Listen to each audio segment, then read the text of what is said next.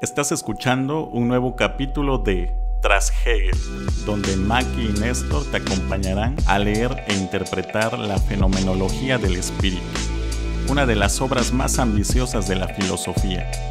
Y es que entre no saber nada y saberlo todo, ellos saben algo.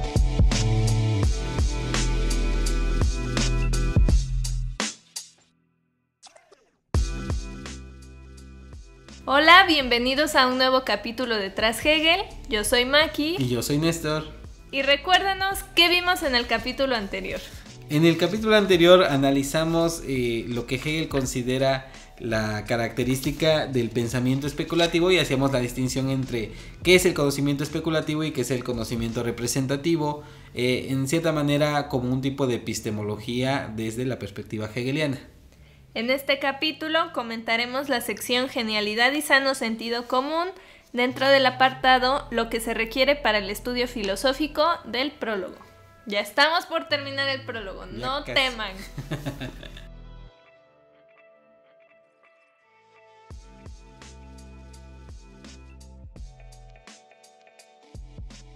Para todas las ciencias, artes, aptitudes y oficios, vale la convicción de que su posesión requiere múltiples esfuerzos de aprendizaje y de práctica. O sea, no es aquí como que, ya me leí un librito de Aristóteles, más bien donde explican a Aristóteles y ya. Y un poco también lo que habíamos dicho de que esta idea de que todos filosofamos, ciertamente todos tenemos inquietudes filosóficas, pero realizar adecuadamente la actividad requiere paciencia, método, disciplina hasta cierto punto y esfuerzo. Y Hegel me parece que es muy claro al respecto de esta situación, ¿no? Un poco, a lo mejor comparándolo con la psicología, o sea, todos estamos conscientes de que actuamos de tal o cual manera por cosas que pasaron en nuestra niñez o que nuestro miedo a tal cosa viene de algo así.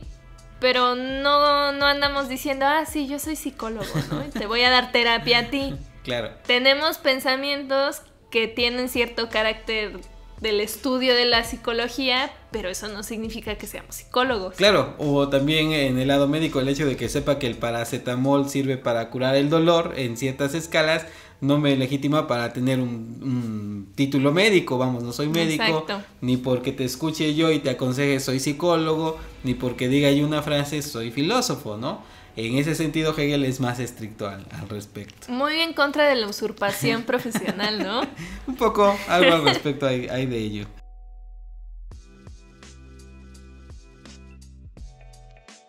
En cambio, en lo que se refiere a la filosofía parece imperar el prejuicio de que si para poder hacer zapatos no basta con tener ojos y dedos y con disponer de cuero y herramientas, en cambio cualquiera puede filosofar directamente y formular juicios acerca de la filosofía, porque posee en su razón natural la pauta necesaria para ello, como si en su pie no poseyese también la pauta natural del zapato. Lo que decimos.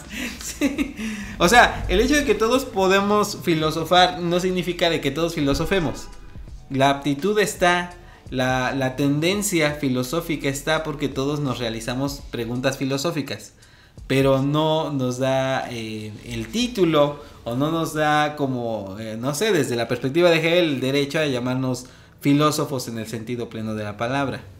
Algo que yo recuerdo de cuando salí de la facultad era que el profesor que nos dio las palabras de despedida, un profesor muy querido, él hacía mención de que, bueno, nos felicitaba por haber concluido la licenciatura, pero pues realmente se necesita una licencia para filosofar. Él lo decía en el sentido de que deberíamos tomar la carrera como una oportunidad de profundizar en esa predisposición filosófica del ser humano, ¿no? Pero pues es que hasta cierto punto alguien que no ha estudiado filosofía a lo mejor sí puede filosofar, pero no con la misma profundidad que alguien que sí, ¿no? Incluso fuera del ámbito escolar, alguien que haya estudiado por su cuenta y al menos dialogado con otras personas. Claro, y eso es una característica fundamental, me parece, que el diálogo constante con nuestros clásicos. Si tú me dices esta figura del autodidacta, de alguna u otra manera el autodidacta sí está en diálogo con el fundamento de la filosofía. Quizá el problema es que ante la duda o ante el problema de la interpretación, el autodidacta se tendrá que tratar de buscar otras fuentes que le permitan acceder a textos que en sí mismos son densos. Lo que te ayuda la formación universitaria y académica es que el esclarecimiento puede ser más directo, porque puedes tener delante de ti un profesor que te diga, bueno, la interpretación puede ir por acá o por allá, y ya te abre un poquito más el panorama con respecto a las interpretaciones de los textos. Lo cual no significa que por el hecho de tener un título tú ya te sientes filósofo, porque también porque es una habrá mentira. muchos que tendrán su título y son bien burros. Claro, por supuesto, el hecho de que tengas doctorado, pongamos por caso, no te quita hace... lo tarado. Sí, no te hace filósofo ya de hecho, ¿no? Porque solamente puedes hacer un dogmatismo más elaborado. Sí. Lo que nos está diciendo Hegel es que la filosofía es una actividad, de acuerdo también con Kant, no se aprende filosofía sino se aprende a filosofar. Y también de repente caemos en varios extremos. En el extremo de la poesía, que ahorita vamos para allá, de la poesía que se asume como pseudo filosófica, o en el extremo del sentido común que se cree filósofo también, ¿no? Me parece que son las críticas que va a realizar Hegel. Como que decir, el sentido común es el menos común de los sentidos, el filósofo, ¿no?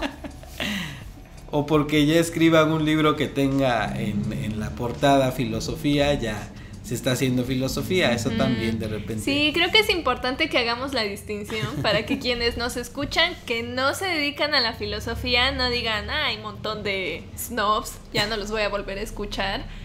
Lo rescatable de Hegel no es necesariamente una separación entre quienes sí estudiamos filosofía y quienes no estudiamos filosofía, y que los que no estudian no pueden hablar de filosofía, sino que en tiempos de Hegel, y el péndulo regresó a que la situación actual sea como la situación de Hegel, la filosofía ya se estaba tomando así como muy a la ligera. Ajá, muy relajada, como que, pues es filosofía X, ¿no?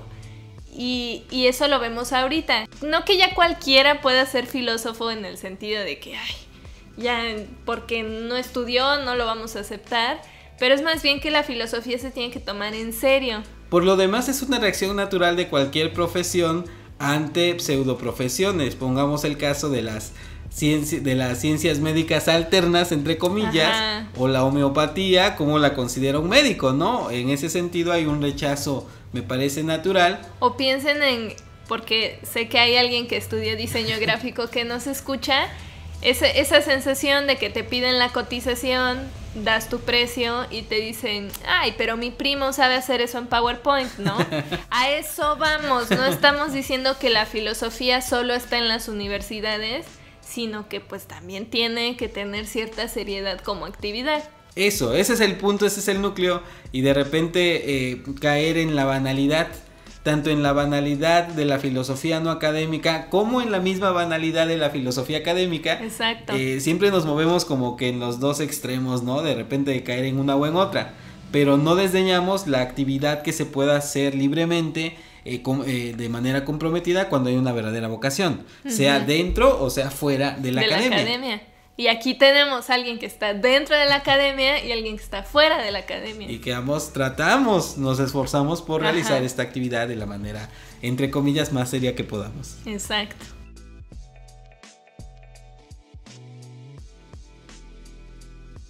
Y que las otras ciencias, por mucho que intenten razonar sin la filosofía, sin esta no pueden llegar a poseer en sí mismas vida, espíritu ni verdad. Aquí hay muchísimo que podemos decir, muchísimo. Bastante. Para empezar, yo aquí anotaba, siempre tenemos esa concepción de que la filosofía es la madre de todas las ciencias, y algo que veía con alumnas en clase de filosofía era que de hecho muchos conocimientos científicos que tenemos comenzaron como conocimientos filosóficos, por ejemplo el átomo. Claro. El átomo ahora es cuestión de ciencia y lo descubrieron científicos y está bien. Pero la idea de que hay una partícula indivisible que es la que compone el mundo, etcétera, la tenemos desde Demócrito en Grecia. Así es. Y Demócrito no estaba con su microscopio no era un científico como ahora lo conocemos. Eran preguntas filosóficas de decir, bueno, ¿y de qué está hecho el mundo, no? Claro. ¿Cómo empezó? Sí, el motor o la savia, o si quieren ustedes la tierra nutricia de donde surge la planta que se llama ciencia, es sin duda alguna la filosofía. Y con ello no queremos decir o sentirnos más, podríamos decirlo. Pero cuando toda ciencia se pregunta acerca de su fundamento, termina por hacer un tipo de filosofía. Pongamos por caso las ciencias cuando se preguntan por el carácter epistemológico de lo que realizan. De alguna u otra manera, eso es filosofía de la ciencia. Sí. Si la historia se pregunta acerca de sus métodos y del sentido de la historia y del saber mismo que es la historia, está haciendo filosofía de la historia. En ese sentido, la filosofía se encuentra siempre en las preguntas de ultimidad, en las preguntas del fundamento. Y por eso Hegel ciertamente dice, claro, hay diversos tipos de saberes, pero el saber más fundamental, el saber acerca de la realidad, es un saber de corte filosófico. No solamente abstracto, sino también de contenido formal.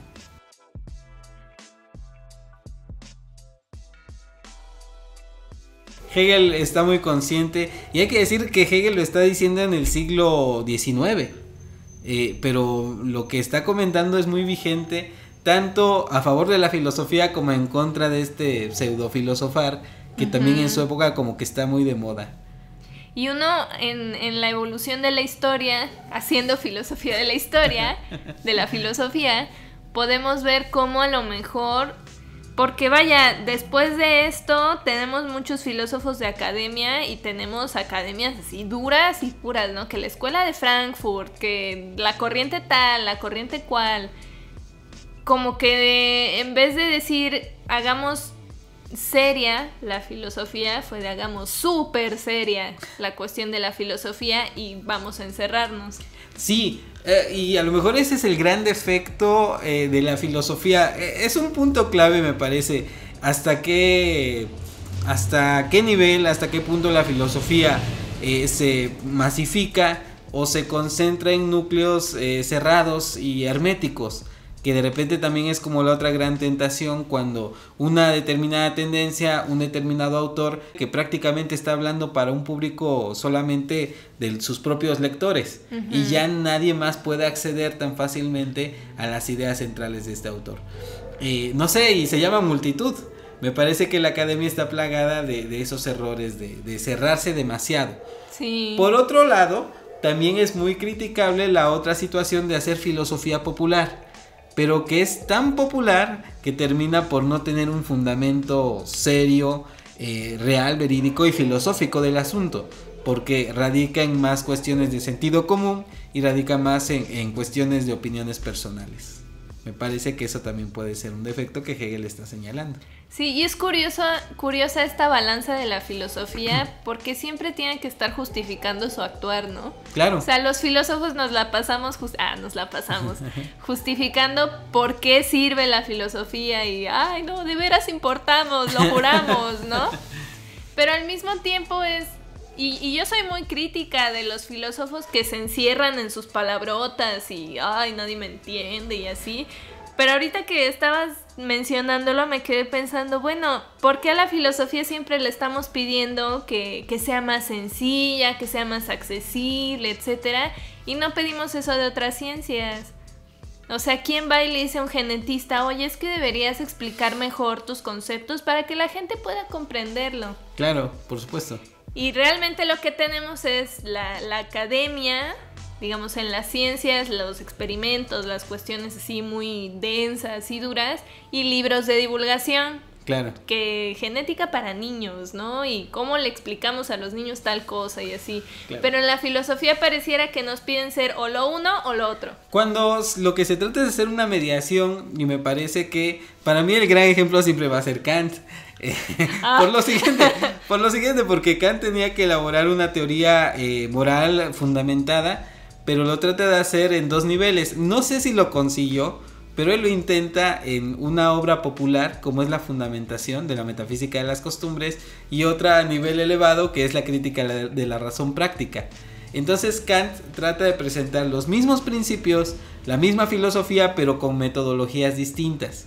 Sí, cierto. No quiero decir con ello de que Fundamentación de la Metafísica de las Costumbres sea el libro más fácil y sencillo no de es leer. como que te lo lees en el consultorio, en lo que esperas a pasar, ¿no? Pero sí es como un intento al menos de mantenerse en los dos niveles. Porque, como dice un viejo adagio tomista, quien puede lo más puede lo menos. Si tú eres capaz de demostrar una teoría en un lenguaje elaborado y que es tu labor fundamental como filósofo, dar razones sustentadas acerca de lo que defiendes, lo puedes hacer también con palabras sencillas y asequibles al gran público.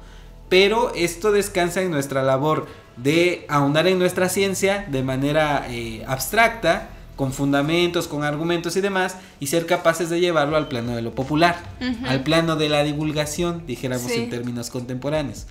Pero no estamos peleados con ambos. El problema es quedarnos quizás solamente en un nivel o en otro.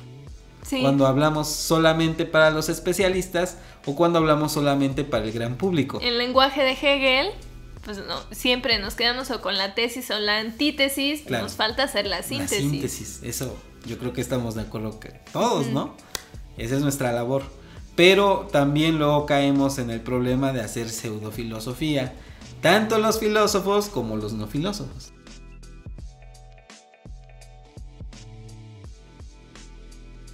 Por lo que respecta a la filosofía en el sentido propio de la palabra, vemos cómo la revelación inmediata de lo divino y el sano sentido común que no se esfuerzan por cultivarse, ni se cultivan en otros campos del saber ni en la verdadera filosofía, se consideran de un modo inmediato como un equivalente perfecto y un buen sustituto de aquel largo camino de la cultura, de aquel movimiento tan rico como profundo por el cual arriba el espíritu al saber, algo así como se dice que la chicoria es un buen sustituto del café. O sea, pobrecito Hegel aquí está lleno de fuego, o sea, básicamente este párrafo dice, ahora resulta, ¿no? Ahora resulta que haces filosofía. Ajá, sí, que como ya tengo sentido común, ya eres filósofo. Va por ahí, sí. No resulta agradable ver cómo la ignorancia y hasta la misma tosquedad informe y sin gusto, incapaz de retener su pensamiento sobre una proposición abstracta y menos aún sobre el entronque de varias, asegura ser ora la libertad y la tolerancia del pensamiento, ora la genialidad. O sea, Hegel está así como que los odio. Y Hegel, que se caracteriza por ser demasiado abstracto o demasiado complicado, pero Hegel dice, caramba, yo me estoy esforzando por dar a entender una idea que en sí misma es abstracta, y parecería ser que un aforismo ya suple todo el esfuerzo del pensamiento. Y Hegel aquí con sus contemporáneos me parece que es muy duro, ¿no? Con su situación. Y estamos hablando con nuestros contemporáneos también. Que yo diría que es más con nuestros que con los de él, pero hablando de que él tiene grandes figuras del pensamiento como contemporáneos. Y por decirlo, ahorita que voy a hablar de la poesía, él se llevó personalmente con Goethe, que es el gran poeta alemán, y tuvo por compañero y amigo a Hölderlin, que es como el otro gran titán de la poesía alemana. Y no sé, yo creo que no va para ellos, pero sí es muy curioso que empieza a criticar esta cuestión de la mala poesía convertida en filosofía o la mala filosofía vuelta a poesía. Y a mí me encanta cuando dice esta cuestión de incapaz de retener su pensamiento sobre una proposición abstracta, porque tú y yo hemos leído a personas que empiezan con una oración y siguen dando así como su cátedra y su pensamiento y eso, pero tú vas leyendo y dices, esto no tiene sentido, esto no se conecta una idea con la otra. Empezaste hablando de manzanas. No correlations, dicen, ¿no? Y acabaste hablando de peras, ¿no? Sí, sin duda. Entonces dice Hegel, bueno, ¿por qué esta gente que ni siquiera una idea puede... a una idea puede darle seguimiento, mucho menos a varias, y ya les decimos que son genios y que no sé qué? Ese es el problema de la aforística, ¿no? La aforística como filosofía termina por ser ocurrencias, dijera Octavio Paz, que criticó fuertemente un personaje. Octavio Paz decía que hay hombres que son hombres de ocurrencias, pero no de ideas. Hegel está diciendo algo similar. No todos están capacitados, no se han entrenado para seguir las ideas y tienen muchísimas ocurrencias, pero eso es una grasejada, es un buen chiste, pero no va más allá. El problema es venderlo como como como un gran filosofía. saber y Exactamente. Sí. Ese es el punto. Pero no se sienta aludido nadie. Yo estoy hablando de Néstor. Sí, de hecho, y yo de Maki.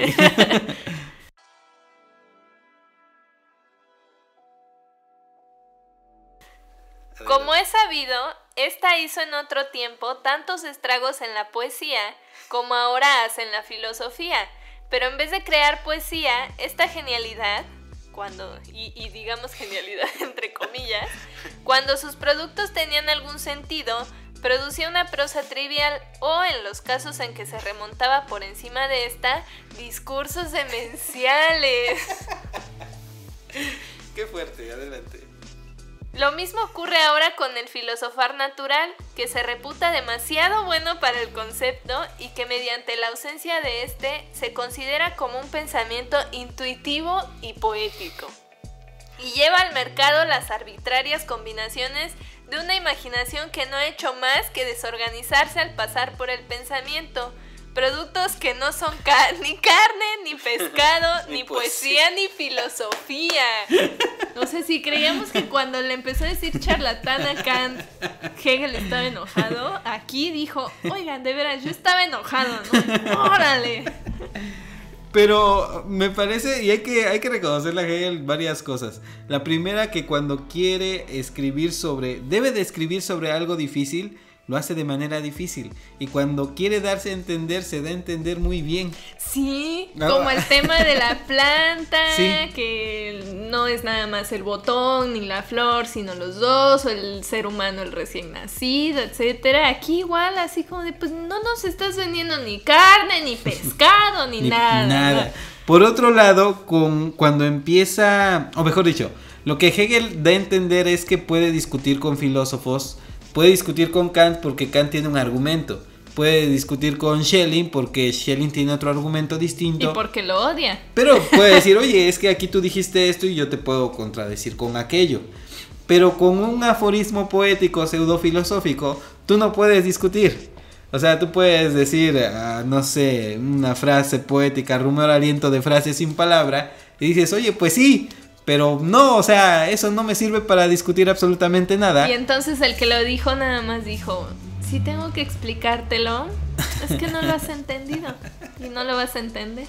Y eso es negar la posibilidad del argumento filosófico. Uh-huh. Y Hegel está diciendo, no, o sea, ustedes creen que están diciendo algo profundo, pero eso hay que llevarlo a concepto, eso hay que argumentarlo, eso hay que explicitarlo y darle un fundamento, un debate y demás. Y pues a la luz de la filosofía contemporánea, como que sí hemos caído de repente en el extremo del aforismo, sí, de la frase simpática. Sí. Yo culpo a Heidegger.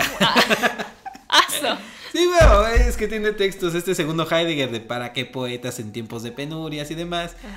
No contra los heideggerianos, hay excelentes. No, sí, también. Hay grandes amigos heideggerianos, pero de repente como que se van a ese extremo, ¿no? Algunos con la cuestión poética y demás, y que sí como que ya el pensamiento se vuelve el aforismo que es difícil de develar y que habla de todo y de nada al mismo tiempo. Y a veces pareciera que ya ni siquiera poética, ¿no? Nada más es como de ¿cómo puedo hacer que nadie me entienda?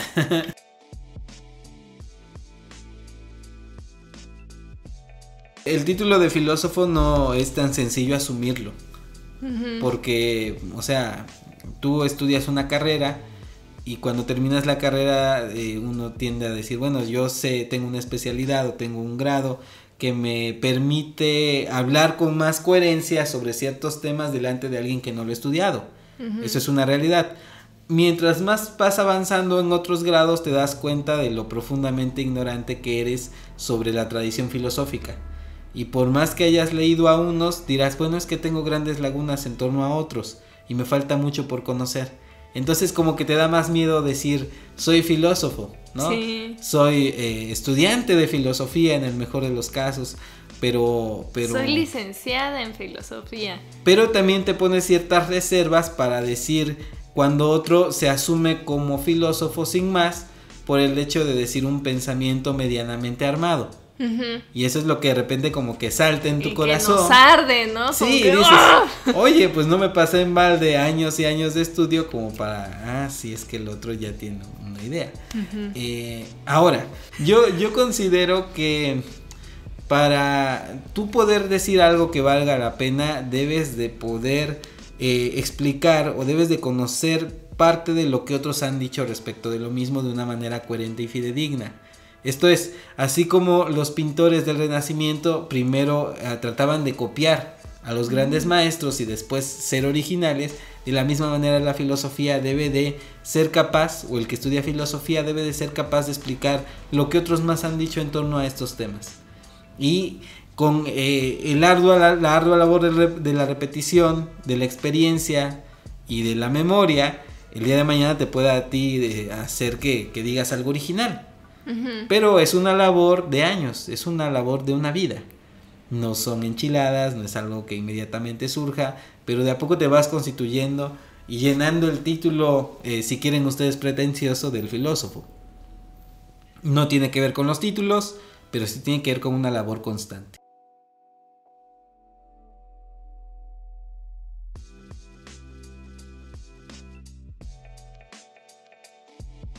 Bueno, entonces, después de todo lo dicho, todo lo llorado, todas las piedras que hemos aventado, pero que nadie se dé por aludido, por favor. Somos nosotros los aludidos. ¿Sí? ¿Qué nos tiene que quedar clarísimo de este capítulo?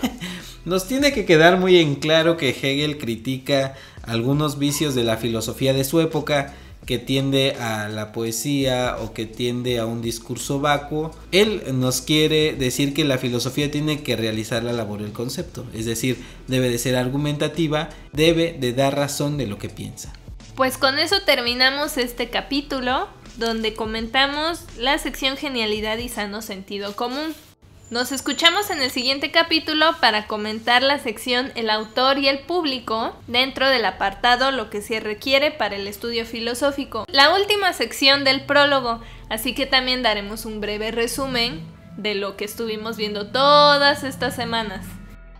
Pues eso sería todo, yo soy Maki. Y yo soy Néstor. Hasta luego. Nos vemos.